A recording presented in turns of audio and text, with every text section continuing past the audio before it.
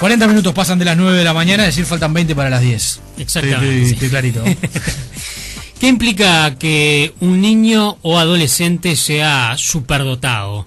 ¿Qué es ser, por ejemplo, también un genio o un joven talentoso? ¿Cómo identificar cuando se está frente a un niño o adolescente con una capacidad intelectual o creativa superior a la del resto? Son preguntas que quizás no nos hacemos de manera habitual, y menos cuando hablamos del sistema educativo que, como lo venimos hablando día tras día aquí en el programa, quizás el sistema educativo se enfoca en debatir cómo mejorar la enseñanza en general, cómo sortear año tras año debates de presupuesto, carencias materiales, etcétera. Pero al hablar de las altas capacidades intelectuales surgen algunas preguntas, como por ejemplo si existen superdotados en Uruguay. ¿Cómo detectamos quiénes son? ¿Cómo vemos si estamos ante una persona talentosa? Y, por ejemplo, también si hay políticas en Uruguay para orientar a este tipo de jóvenes y a sus familias. Sí, yo agregaría, Ale, una pregunta más básica. Si uno tiene un hijo con estas características, ¿tiene una institución a donde enviarlo? ¿Una institución especializada? ¿O debe concurrir a una escuela común? Exactamente. Y recientemente sobre este tema fue editado un libro que se llama Si hay talentos, hay futuro, el estudio de las altas capacidades individuales desde la psicopedagogía. La autora es una licenciada en psicopedagogía con un máster en psicopedagogía clínica y su nombre es Andrea Logotetis Villalba. ¿Qué tal, Andrea? ¿Cómo estás? Buen día. ¿Qué tal? Buenos días. ¿Cómo surgió tu interés en este tema, sobre todo de alguien que, como se cuenta en el libro, la psicopedagogía no era quizás tu área de trabajo, sino que te abocaste a partir del año 2002? Exactamente.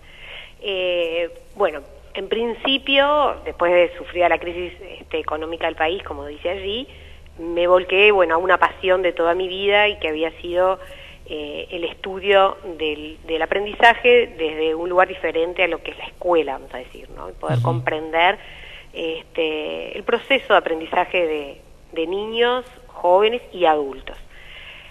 Y a medida que iba acercándome al final de los estudios, me fascinó mucho este tema. Me hice las mismas preguntas que acaban de hacerse ustedes en relación a si estas personas con talentos y altas capacidades solamente existían en aquellas sociedades nórdicas, vamos a decir, y donde todo estaba muy potenciado.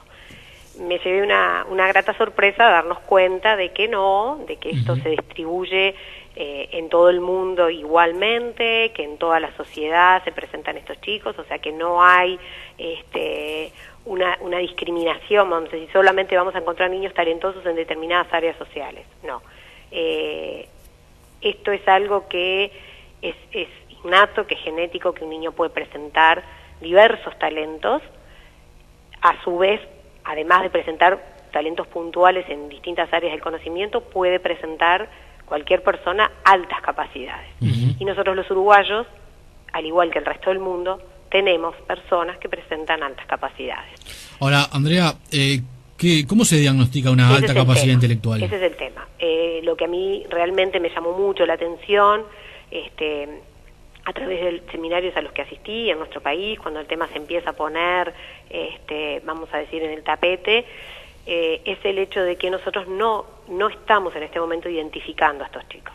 A estos niños nuestros, en ninguna escuela, todas las escuelas especializadas, no tenemos escuelas especializadas, pero tampoco tenemos un programa destinado a la identificación de estos alumnos. Y ese es el problema, el debe más grande que tenemos. Existen muchísimos modelos a nivel mundial para poder detectar a estos niños y evaluarlos, y lo fundamental, por supuesto, surge de lo que son las entrevistas y los cuestionarios hechos a papás, a maestros, que son los grandes hacedores y los que nos pueden ayudar muchísimo en lo que es la detección de estos niños, para realmente poder evaluarnos y darnos cuenta de cuáles son sus capacidades, pero sobre todo sus necesidades.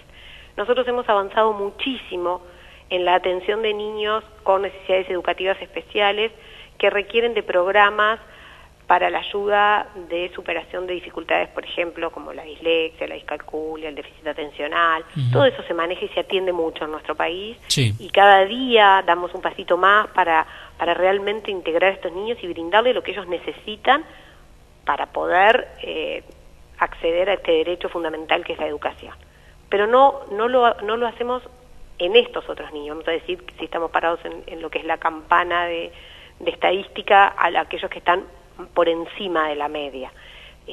Tenemos como una premisa de que, bueno, estos niños no van a necesitar nada, estos niños tienen todo resuelto. Y no es así, estamos muy lejos de eso. Estos niños necesitan mucha atención. ¿Por qué? Porque pueden presentarse distintos cuadros.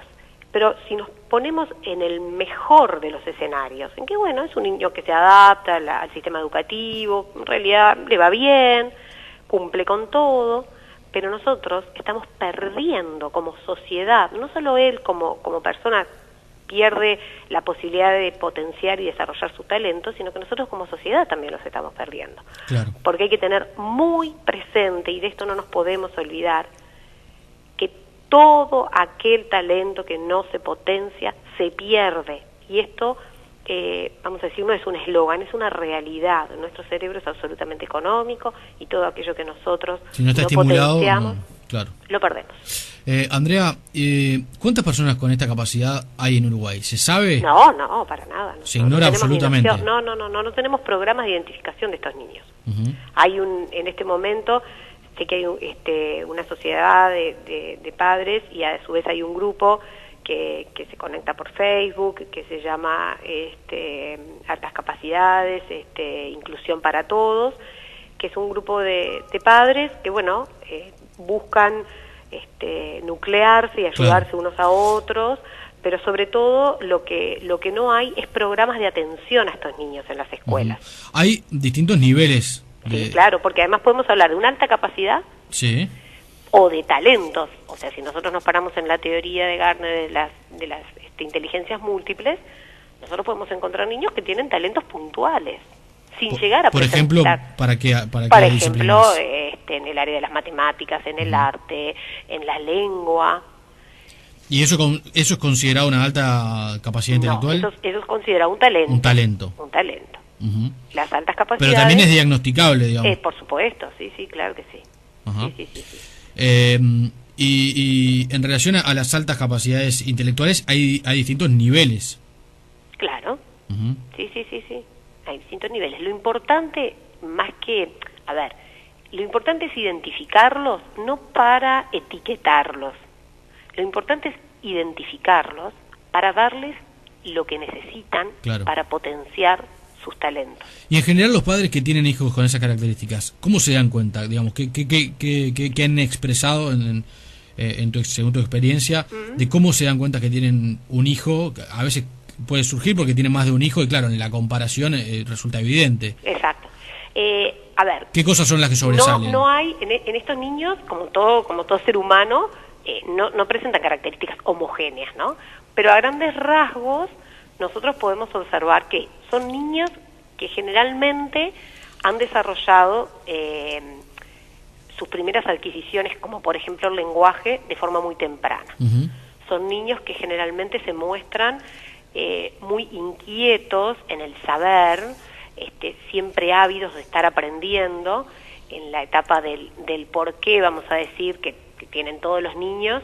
Estos niños pueden llegar a enloquecer a los papás, ¿no? ¿Y por qué? ¿Y tú cómo sabes eso? ¿Y esto cómo lo sé? Son niños que realmente, esto que te decía, ávidos de conocimiento, ¿no? A su vez,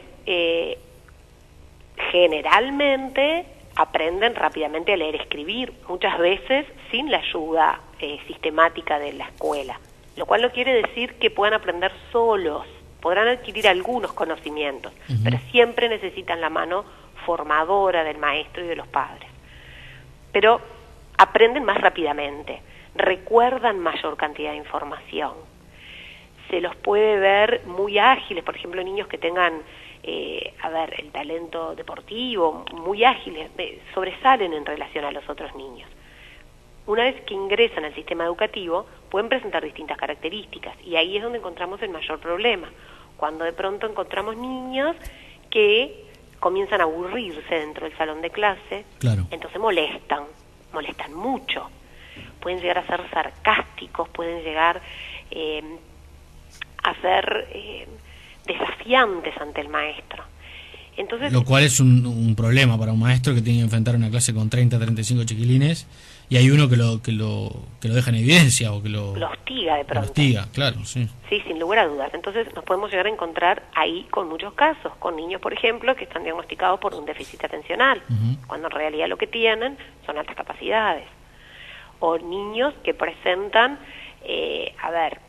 empiezan a desarrollar, por ejemplo, lo que se llama el síndrome de ocultamiento, vamos a decir, y es que les empieza a ellos mismos dar vergüenza, entonces empiezan a equivocarse sistemáticamente y de forma consciente para no diferenciarse del resto.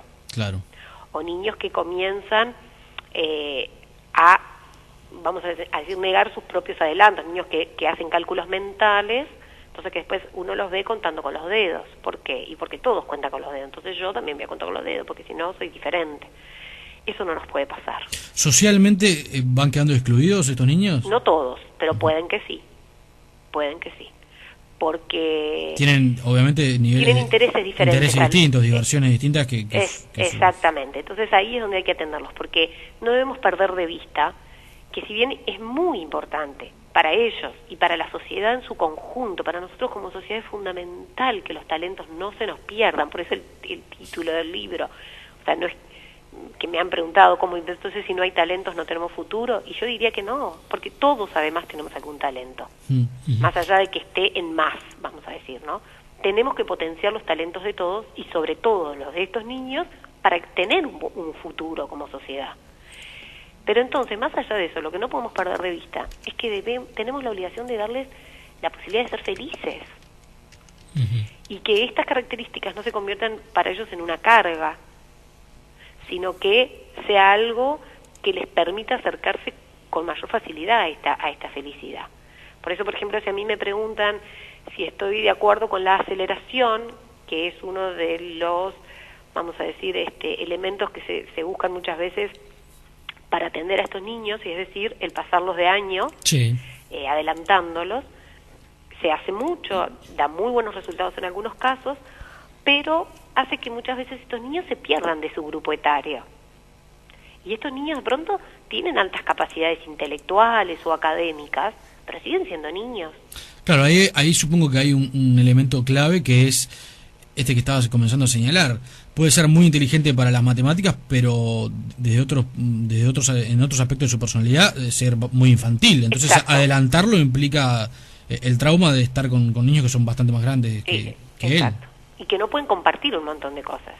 Se da el famoso, lo que es la disincronía social, o que incluso a veces a los papás también le pasa, internas, ¿no? O sea, por ejemplo, el desarrollo psicomotriz del niño no tiene por qué acompañar el desarrollo intelectual.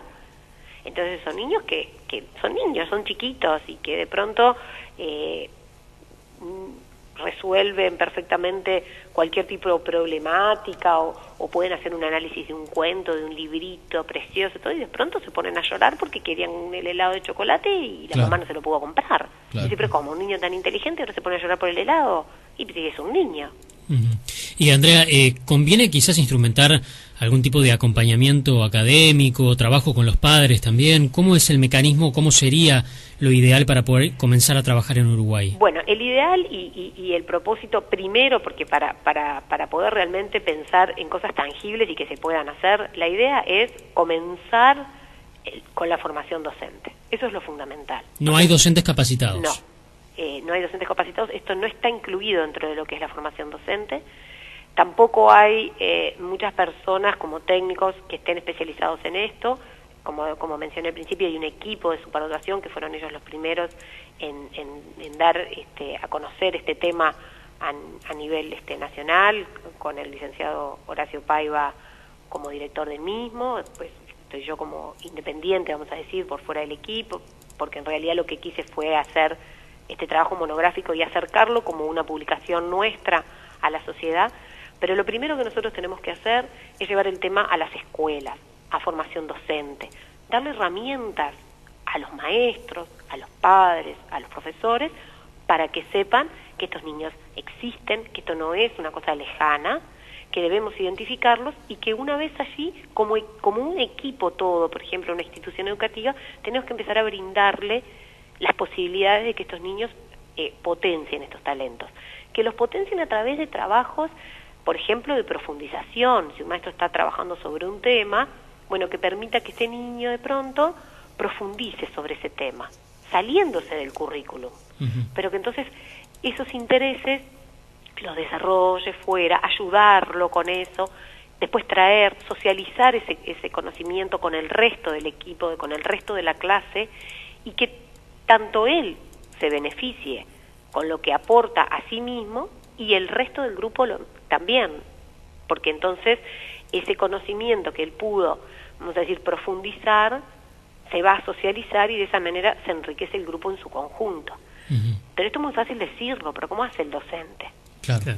Como tú decías, con 30 alumnos, no es tan fácil diseñar todo esto. ¿Cuál es la experiencia en otros países que están más desarrollados en estas áreas? Bueno, por ejemplo, en Argentina, que fue a mí de las cosas que más me llamó la atención, por lo menos tienen 1 o 2 escaloncitos más. Tienen equipos que salen a identificar a estos niños a través de charlas con los maestros, cuestionarios, se le hacen desde lo que se llaman screening, o sea, se evalúan a los niños dentro del salón de clase y se va buscando a ver cuáles son aquellos niños que se deben potenciar en determinadas áreas. Y después, por supuesto, se desarrollan programas de potenciación, ¿no?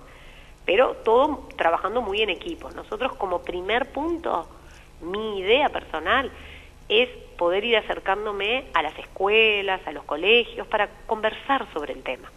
Por lo menos para saber que esto existe. A partir de allí empezar a programar o a diseñar programas para los maestros, para los padres, empezar a identificar a estos niños, pero lo importante es que esto sea una política nacional, que hoy por hoy no lo es. ¿Y escuelas especiales hay en Argentina, por ejemplo, o en Brasil? En Brasil creo que sí, en Argentina hay un colegio, en realidad no te sabría decir con exactitud, pero pero sí están parados desde otro lugar en lo que son las políticas públicas, vamos a decir, ¿no? Claro, hay un avance en ese sentido. Hay un avance en ese sentido. Bien, te agradecemos mucho por tus minutos esta mañana y bueno, recomendamos a todos el libro que obviamente ya salió a la venta. Si hay talentos, hay futuro. Obviamente es muy interesante para poder hojearlo, para poder leerlo y entender un poco más de qué estamos hablando. Te agradecemos mucho tus minutos esta mañana. Muchísimas gracias a ustedes por su tiempo. Que pases muy bien. Que tengas un buen Igualmente, día. hasta luego, gracias. Era la psicopedagoga Andrea Logotetis Villalba, autora del libro que estábamos comentando, Si hay talentos, hay futuro.